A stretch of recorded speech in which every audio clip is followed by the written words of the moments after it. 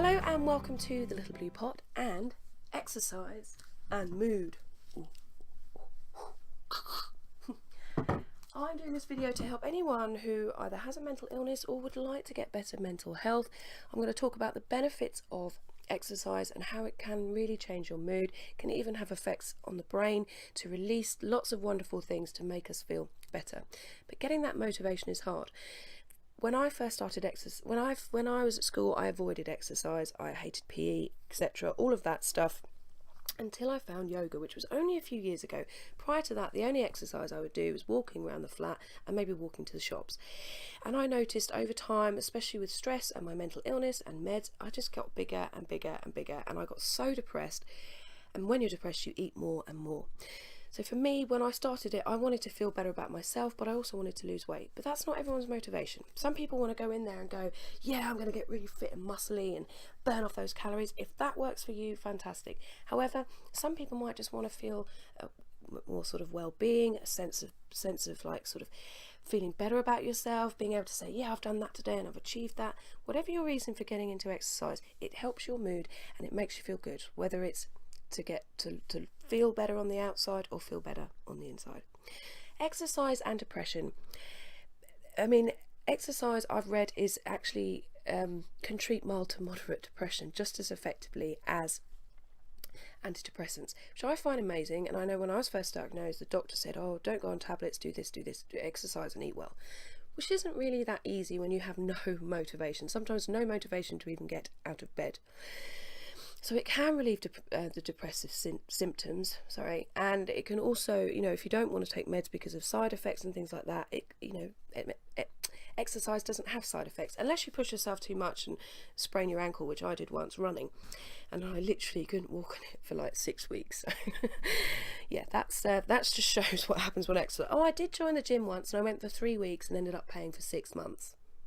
Not so good. You're going off on a tangent, Gem. Exercise is a powerful fighter for depression for many reasons. Most importantly, it creates changes in the brain, including neural growth, reduced inflammation, and new activities that promote feelings of energy and feeling good.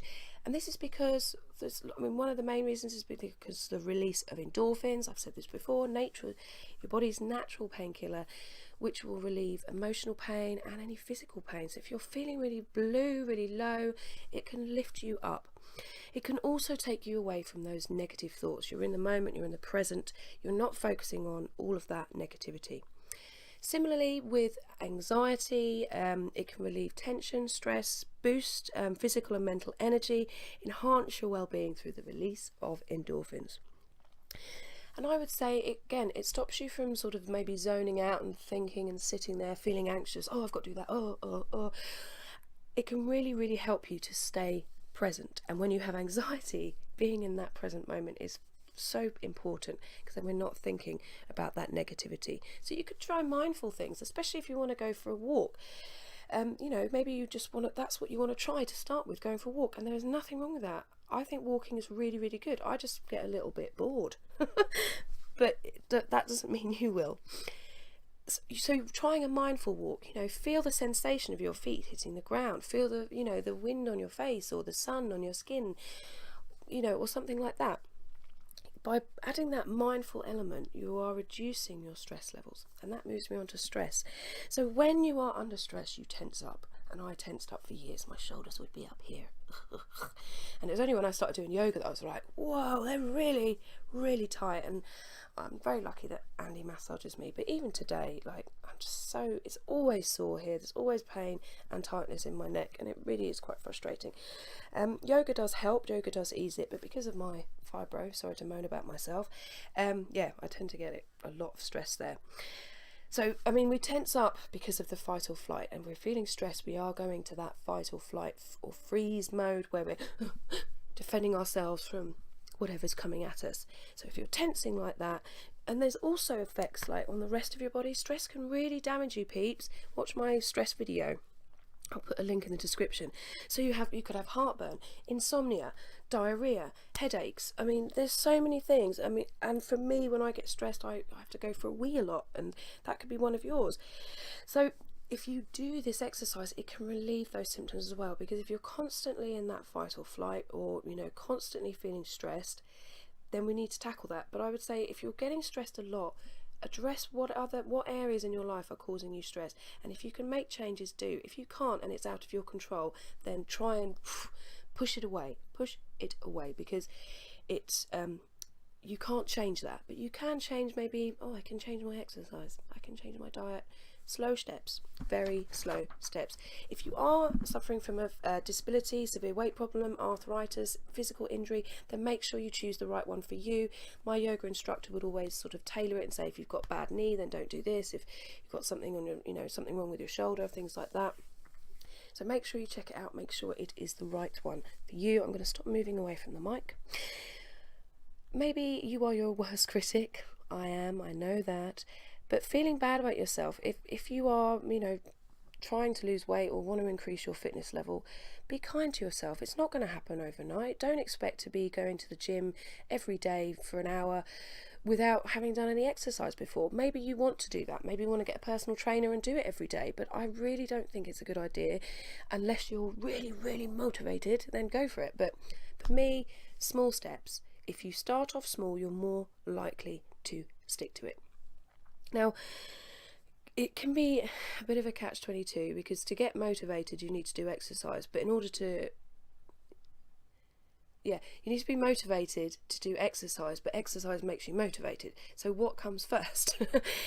And again, start with those small steps, because I like I say, I went to the gym. I was like, I'm going to go every day, and I went for 3 weeks and paid for 6 months. The gym wasn't for me, but it might be for you.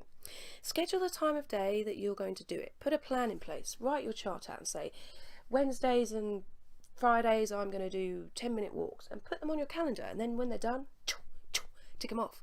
But if you haven't done them, don't beat yourself up, okay? This is a huge thing. Don't be your worst critic. Say to yourself, okay, I didn't do that day, I'm going to do it tomorrow, or I'm going to do an extra one next week, or I'm just going to move along, put that in the past, and move on to the next thing. Scheduling that time of day, sorry, I've went back on myself. Scheduling a time of day, so morning, afternoon, evening. I would say if you are doing the evening, don't do anything too vigorous before you go to bed. I mean, I see some people at the gym at like 9 o'clock, and I'm like, you must go to bed really late. I mean, I tend to go to bed about 10, half 10. So I wouldn't sort of be doing I might do a gentle yoga. I'm going off on the side. Make sure it's something you enjoy. So if you do go to the gym and you think, God, I don't like this, God, don't do it. Think, okay, I'm going to try something else. And maybe you try yoga and you think, no, don't like it, it's not for me. Then don't do it. If walking's your thing, do that. Make sure it's something you can enjoy, because otherwise you won't stick to it. How are we doing for time? Okay. Be comfortable. So you don't have to have all the kit. When I started yoga, I didn't have all the kit. I didn't have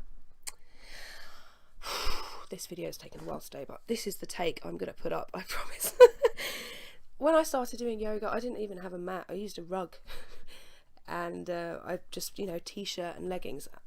And over the years, I bought rugs, I bought mats, I bought blocks, I bought all the things.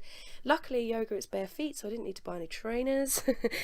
But don't feel you have to have all the kit to start. Don't feel you need to have all the the lycra and the hot pants and things like whatever people wear when they exercise, because you might not stick to it, and then you bought all the stuff, and then you'll be beating yourself up for buying all the stuff, and then you'll be like, I'm a failure, so what's the point? And then you'll probably feel even more depressed. So again, small steps, take it, sort of think, okay, I'm going to do this for a month, then maybe I'm going to buy myself, as a treat, I'm going to get myself some proper running shoes or some proper walking shoes. Again, whatever works for you. Reward yourself. It's so important to reward yourself, because if you kind of keep going, you're like, well, not really. You might see a difference, you might feel different, but maybe kind of treat yourself to that, a nice meal out, but healthy. No, it doesn't have to be healthy, because you've been doing loads of exercise, right? So you can maybe have a little bit of cheese. Oh dear. It could be something that after your workout you have a really nice smoothie, or you go and buy yourself a new top, or a new pair of jeans, or a new hat, whatever you want to do. Treat yourself and schedule in those treats, so you know that when you've got to maybe the end of the month, you've got a treat coming. I found that when I gave up smoking, that having those little treats kind of was like a little goal. Make exercise social. You know, if you can do it with a friend, great. It doesn't always work, but you know, I see sometimes, you know, there's these two women nearby that, you know, go on their walks together, and I think that's really cool. I'm always like, yes, you know, look at you doing your exercise. And then I also see this other girl, and she runs around on her own with her headphones. Again, what works for you? It's about your journey. It's about your mental health and being as healthy on the inside and on the outside as possible. But I would say, don't take it too fast. Take it gently, and even if people are going, oh, you haven't done that much, well, if they are saying that, take it slow, be kind to yourself, don't beat yourself up when you don't do it, give yourself rewards when you do, and feel the physical and mental benefits of exercise. I hope this has been useful. I hope it's been interesting. Please share with me your experience. Has this been helpful? Has this been, you know, obvious? Again, it's easier said than done, guys. Getting that motivation is hard. Please like and subscribe if you haven't already.